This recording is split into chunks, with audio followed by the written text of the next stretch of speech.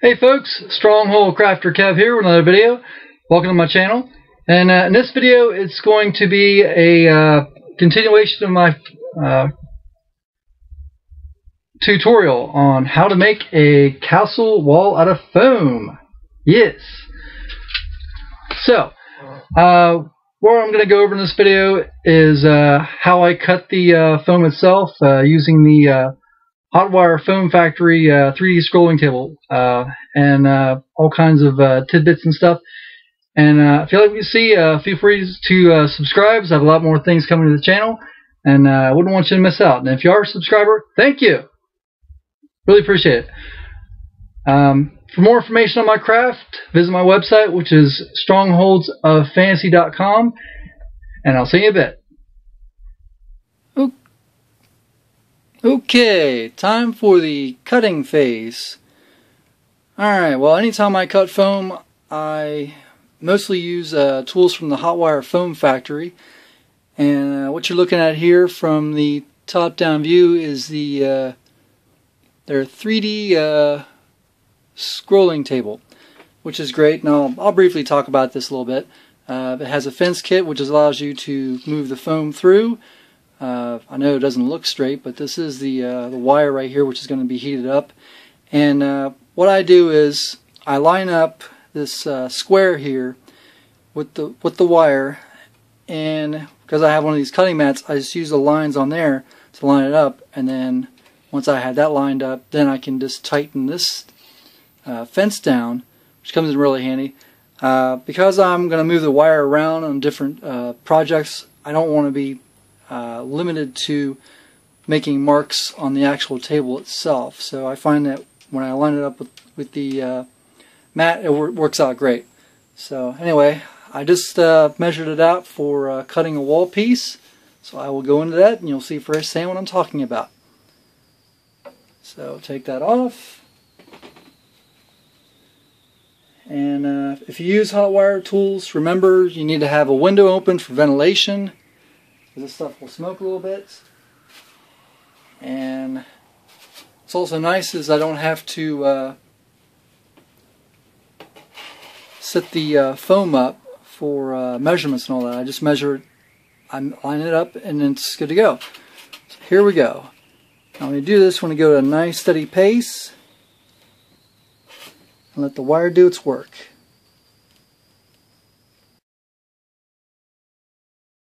I'll also mention that if you go too fast, the wire will start to zigzag, and you don't want to force it. So it just takes practice to come up with a steady pace that'll work. And even if your cut is a little bit off with being perfectly straight, it won't matter because it can be smoothed out with a file. And with stonework anyway, it doesn't have to be perfect.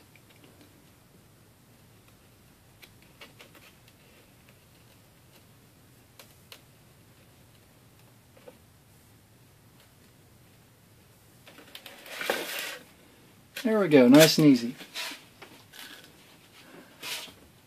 So I got the height here, which is for what I need for this part, it's 3.5 inches long. And I don't know if you can see that, but it's starting to smoke, so I'll just wipe that down with a paper towel real quick. Hold on. Alright, I'm ready for my next cut. And it's important to know that when you need to, I can actually cut this thing in half and trim off the edges. It's important to point out that make sure you have a nice clean edge to slide up against the wall fence, or just fence for, you know what I mean.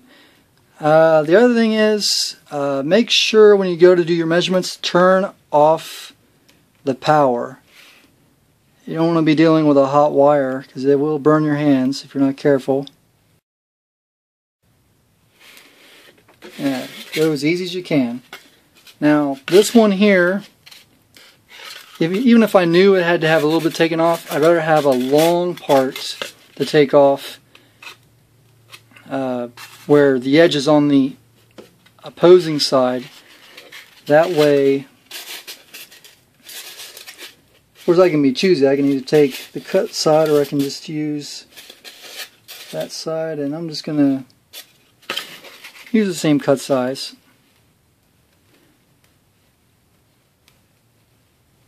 With this edge piece, I can use it for maybe another project. Scrap pieces are wonderful. You might have a use for it down the road. Alright. Like I said, this wall is going to be in pieces. So, I'll turn that off for a second. Okay, and you're probably wondering, well, yeah. If we go back to the drawing, which I'm not going to get into, this is the actual width of the wall right here. So what I'm going to do when I'm done doing all the cutting, I'm actually going to glue these two pieces together with Elmer's glue, and it'll make a lot more sense. If you're wondering why, well, I can't find foam that's that exact thickness for the wall, so I've just been using 2 3/4 inch wide pieces for that. So now let's go on to the next part. Okay, welcome back to this castle wall tutorial, and I have finished cutting all the major pieces to the wall, and I'll show you what I'm talking about. Okay, as we refer to the original plan, here's the wall, the running part, the overall part. So we have this major part here, should go in so, and then we have the piece that'll become the merlons, and we have the trim piece. Okay, and that'll make more sense as we go on. But anyway, we also have the running piece. So all those pieces were already cut. I didn't feel it was necessary to cut through them all in the tutorial, but the important thing is they will all have well, one thing I didn't mention was this is actually 1 inch thick foam, and I actually cut it in half for the measurement here, like so. Whoops. Sorry about that. Alright. Yes. So, we just need the merlons cut out, and obviously the trim piece has to be trimmed. And I'm just rattling on here, but that's what I did. I just cut it in half, and you can just double your payload that way. So, anyway, getting back to what I was talking about. With every piece of cut foam, it's important to get rid of the angel hairs. I'm not going to go into that too much, but basically you need to take a file or some sanding paper to get rid of them. That way they are easier to adhere to another surface, and it also makes it easier to paint. So, anyway, I have a piece like this, and this is going to be the merlon section. So, what I did was I measured in between, which is 1/2 inch, and each of these merlons wide is about 3/4 inch. So I did that already, and this is how it looks. You can use a pen, you can use a marker. A marker won't dig into the foam, which can be a pain in the butt. And so anyway, yes, mark all your pieces first, then do your cutting. So this is still part of the cutting process.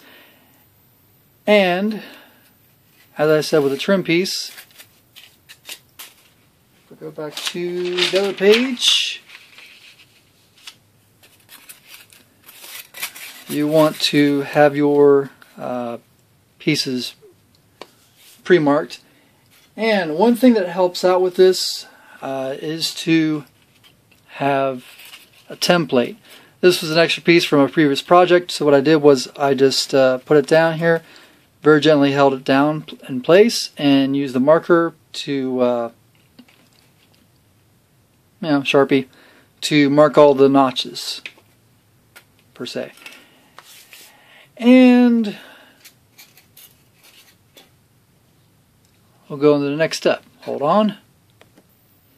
Alright, now we're back and I have the 3D scroll table from before, from the Hotwire Foam Factory, and I'm going to take one of my pieces here and I'm going to cut the merlons out.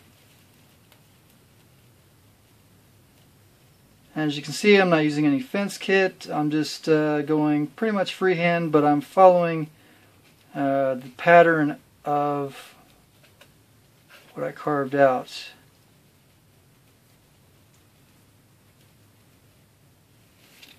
As you can see, near the end there, I actually held on to the piece that was going to come out.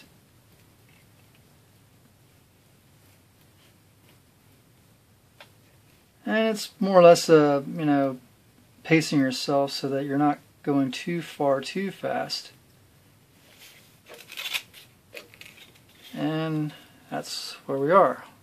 So I'll continue to cut this out and get back with you. Hold on. Okay, as you can see, I cut all the pieces out, and it's not so important to get the lines perfectly straight and crisp, because that's going to be, I think, nearly impossible with this foam cutter. However, this is going to give it more of an authentic stone look anyway, because stone isn't perfectly cut to begin with, I would think, anyway. So this is how it looks so far. This is not totally finished, of course. It requires more detail, but we'll go in more detail in another part of the tutorial. And all these scrap pieces are great because they're still small enough for something. An idea could be used for a tombstone of sorts. And also, when you go to file this stuff, I would suggest using a smaller file. Now, what I didn't point out about earlier was when I used, when I cut these pieces out, the larger wall piece, I used a larger a larger file, using the weight of the file to help sand it down, basically. And with this being more of a rough cut insulation foam, I actually even sanded lightly the front face and the back face, just so it had a more smooth surface per se. And I just found that other file I was talking about. Okay, so I use a small file like this. It's got a slight rounded edge on it, and I use that to file all the inner parts, getting rid of the angel hairs. So let me go on to the next part here, and I will also cut this part out. So it's the same thing as before. You want to very gently, remember this is a hot wire, so it's going to burn you if you come in contact with it. So be very careful to keep your hands away from it.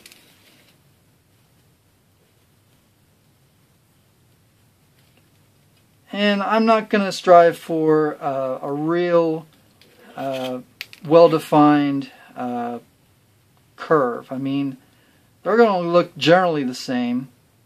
And if they don't, oh well. So let me finish this up and I'll get back with you. Alright, and as I pointed out, you're going to have more scrap pieces. They're going to be smaller, of course. And anyway, like I said, they could have some kind of use for stone blocks or something, for some additional rubble project or something. So that pretty much takes care of this part.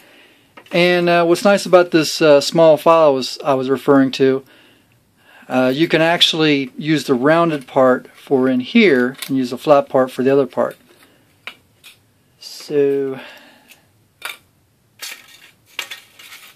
now that we have the merlons done and we have the trim pieces done, we are done with the cutting phase. And that's it.